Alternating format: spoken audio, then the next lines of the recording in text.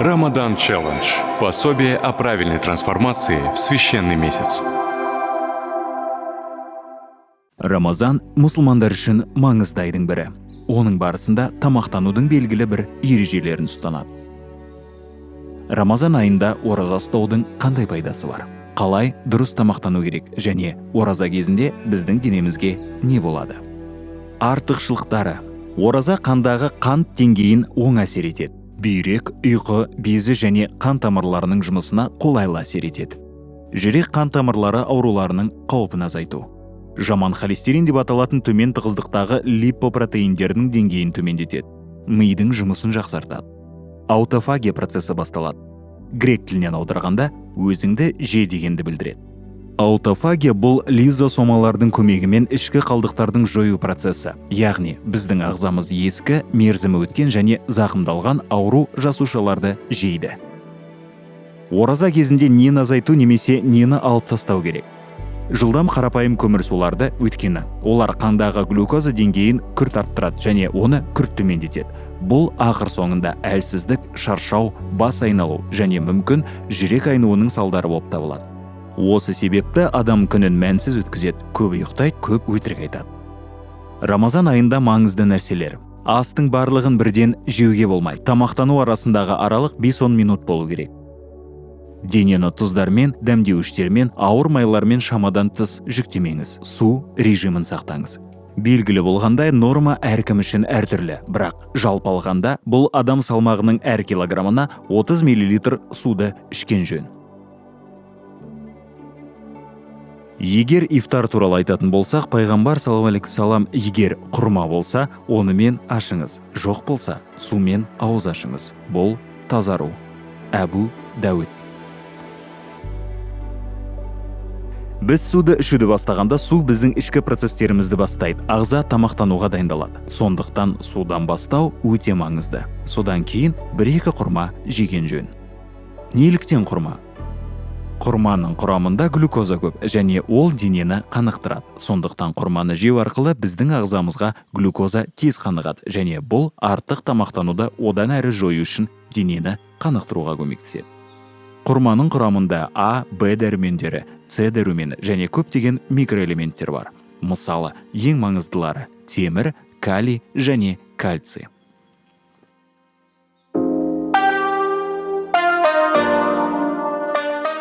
Сәлем, Арай, қалың қалай? Жақсы, керемет. Оразаң қалай өтіп жатыр? Жақсы, керемет болып жатыр. Сухурға тұрып жүрсің бе? Соңғы уақытта тұру қиын болып жүр. Сухурға тұру өте маңызды. Біріншіден, біз тұрмасақ, зат алмасу бұзылады. Оның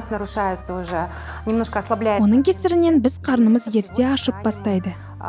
Голоданию, да, то есть вы рано начинаете испытывать чувство голода, поэтому желательно вставать на сухур. Сол ғой, әбеттен кейін менің қарным аши бастайды. Су ішкім келмейді. Я хочу есть.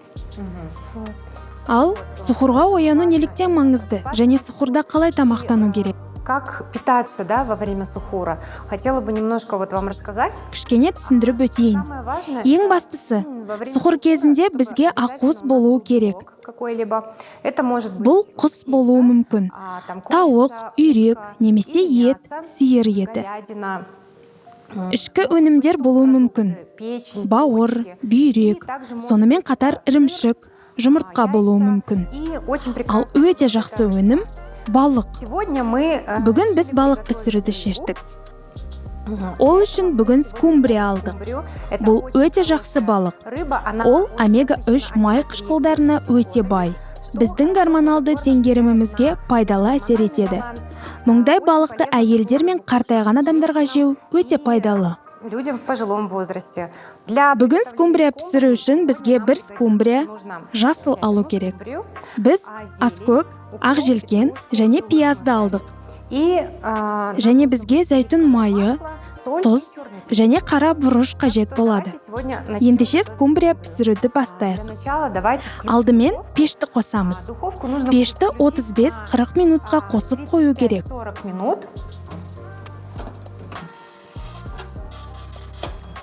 Таймер.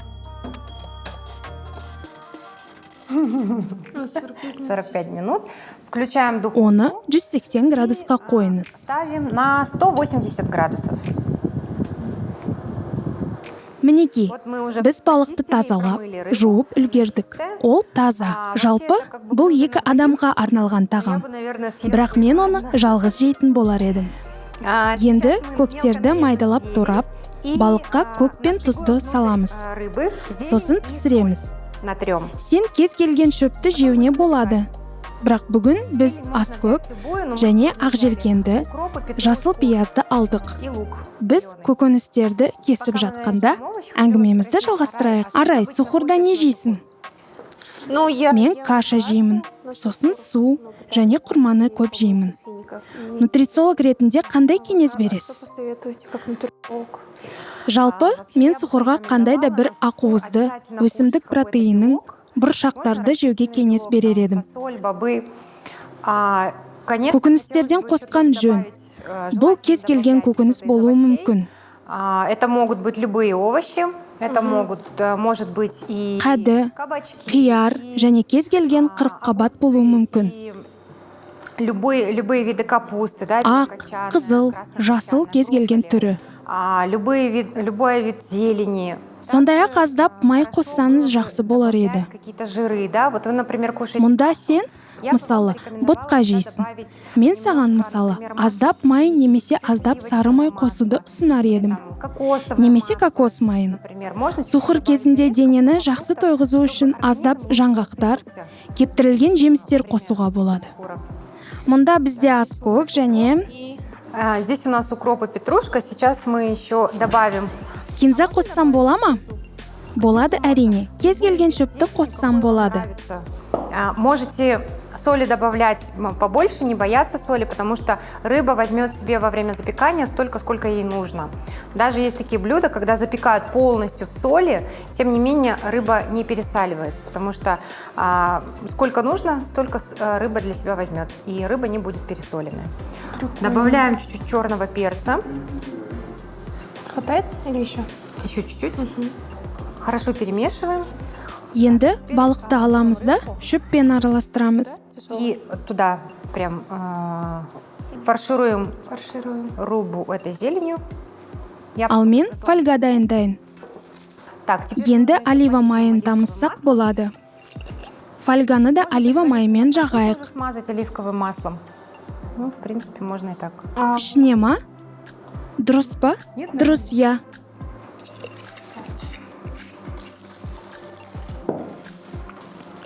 Осылай бүктеп жабамыз. Қыстырамыз да духовкаға саламыз. Добавляем. Так, аккуратненько. Вот здесь. Ага. И в духовку. И в духовку. Неше минутқа? 35-40 минутқа. Аккуратно. Ақырындап сал.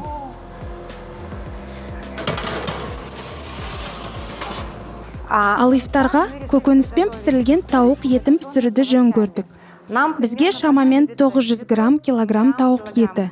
Дастарханымызда көріп тұрған көкөністер қажет болады. Толығырақ кейінірек айтамын. почему мы выбрали Неліктен тауықты таңдадық? очень легкое Өйткені бұл негізінен өте жеңіл ет. Ол біздің денемізді қанықтырады, бірақ асқазанға салмақ түсірмейді. Ендеше тауық етін пісіреміз. пробовать. Кейбіреулер ораза кезінде тамақ пісіріп жатқанда дәм тату мүмкін бе деп сұрайды. Хозяйка Тағамды пісіріп жатқанда тұзды асырмау үшін ол тағамның дәмін көрсе болады. Бірақ жұтудың қажеті жоқ деген пікір бар. глотать. Поэтому Мен де солай деп естігем. проверить, нормально ли слышала. посадить. Бүгін біз көкөністерден бұрыш алдық. Мысалы, тәтті бұрыш. Олар А және С витаминдеріне өте бай. Сен бұл туралы білдің бе, білмедің бе, білмеймін. На самом деле это Шын мәнінде бұл біздің денеміз үшін маңызды антиоксиданттардың мазмұны бойынша нағыз чемпион. Сондай-ақ Б дәрумендері бар. Атап айтқанда B9, B12 және жүйке жүйемізге өте пайдалы әсер ететін Е дәрумені. который очень благополучно влияет на нашу нервную систему. Вот, поэтому нам Сондықтан самый бізде полезный сіз овощ. ойлай алатын ең пайдалы көкөністер бар. Біздің сәбізде А дәрумені, картиноидтар көп. Олар көру үшін пайдалы. Мұны бәрі бала кезінен біледі. Ну, Оны осылай да жеуге болады. есть в таком виде же, да? Да, Иә, это можно делать. сен салат ретінде жей аласың. Кушать, в свежем виде покушать. Вообще, Жалпы во время ифтар ифтара кезінде хорошо су готовить тапшылығының какие-то орнын свежие толтыру салаты, үшін свежие жаңа овощи, піскен көкөністерді чтобы пісірген также дұрыс. восполнять какой-то дефицит воды, Жаңа да, піскен потому что көкөністерде свежие овощи өте көп содержат сұйықтық большое бар. количество жидкости. И я бы очень Және мен, рекомендовала, мысалы, приготовить салаттың қандай да бір какой-то түрін салат, дайындап, туда добавить оған біраз белка. ақуыз қосуды И можно ұсынамын. заправить каким-то Таңдаған зәйтүн, асқабақтың дәмді мойымен толтырыңыз. оливковым. Сондай-ақ ифтар үшін, мысалы, ет сорпасында көкөніс сорпасын дайындауға Также можно болады. приготовить, например, суп, овощной суп на мясном бульоне. Например, можно приготовить борщ, Мысалы, борщ, или қырыққабат какой-то сорпасы, суп-пюре грибной, к немесе примеру. саңырауқұлақ сорпасын Если дайындауға человека болады. есть анемия, да, Егер адамда анемия немесе темір тапшылығы болса, онда әрине ақуызды қосқан жөн. Ең жақсы нұсқа тауық немесе балық болады. Өйткені бұл өте оңай сіңетін ақуыз. Егерде адам тәтті жегенді жақсы көрсе, онда не істеуге болады? И как это делать? Ну, как восполнять? Құрмама? Ну, Ораза кезінде әрине тәтті тағамдарды, әсіресе қант қосылған тағамдарды алып тастаған жөн. особенно, продукты с добавленным содержанием сахара, да, Біз жемістермен немесе кептірілген жемістермен үйреншікті торттарды, печеньелерді алмастыра аламыз. фрукты или на сухофрукты.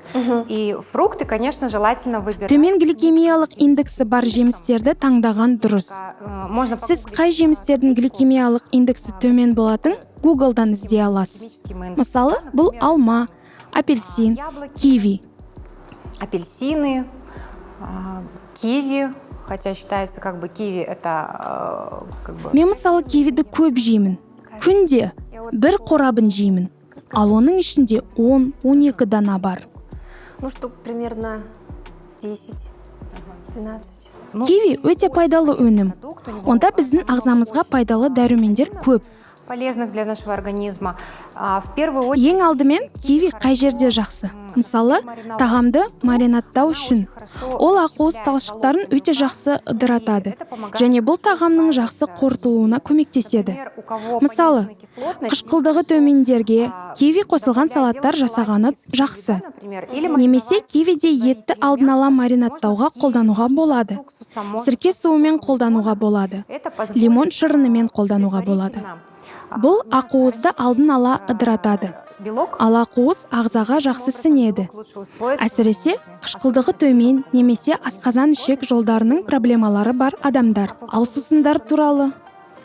Рамазан мезгілінде сусындарды, дүкеннен сатып алған шырындарды алып тастаған жөн. Рамадана. Например, можно Мысалы, шырындарды компоттармен, жеміс сусындармен ауыстыруға болады. морсами. Можно, например, Сіз оны мысалы шөп шайларымен алмастыра аласыз. можно просто делать. Сіз жай ғана таза су іше аласыз. У некоторых людей Бірақ кейбір адамдар, мысалы, таза су іше алмайды. Сондықтан лимон шырынын аздап қосуға болады. сок лимона, либо можно туда добавить имбирь. Онда имбирь немесе жалбыздың бір бұтағын қосуға болады. Да, Судың аздап дәмі өзгеріп, ішуге қолайлы болады. и тогда уже более легко она будет питься. Тауықты дайындап қойдық. Мы уже Біз нарезали көкөністерді овощи. кесіп Теперь нам тастадық. нужно будет включить Енді духовку пешті 180 градусқа шамамен 60 минут қосу на керек. примерно 60 минут. Пеш қызып жатқанда біз бәрін пісіру парағына қойсақ болады. На противень. Фольганы төсеп, барлық көкөністерді саламыз. Овощи. Так, Олива майы үстінен. масло сверху. Да, Я. теперь надо полить Аздап май құйып, Все хочешь. барлық көкөністерді осында қою керек. Енді біз саңырауқұлақтар, сәбіз, бұрыш қосып жатырмыз. Морковку, перец. Және қазір тауық етін саламыз. Курицу. Әзірге көкөністерге тоқталайық. Енді бізге дәмдеуіштер қажет. Не қосамыз? Возьмем Біз тұз, бұрыш аламыз. Тимьян мен розмарин аламыз. и розмарин. И соль. Бұл жерге тұзды көптеп алмас үшін абай болу керек. Не пересолить. Так. Теперь Енді тауықты бірден тұздап алайық. Аздап сары май қосыңыз. пока Мен көкөністерді араластырып жатқанда араластырыңыз. овощи. Жалпы саңырауқұлақтарда су көп, сондықтан бізде шырын көп болады. Жалпы саңырауқұлақтар 90% судан тұрады. Бізге ағзамызға өте қажет минералдар көп. Темір, мырыш және йод бар. Сондықтан саңырауқұлақтарды көбірек жеңіз. Кушайте побольше грибочков. Үстінен бе? Иә, үстіне тауық етін қоюға болады. Сонымен үстінен фольгамен жабу қажет болады. Және пешке салыңыз.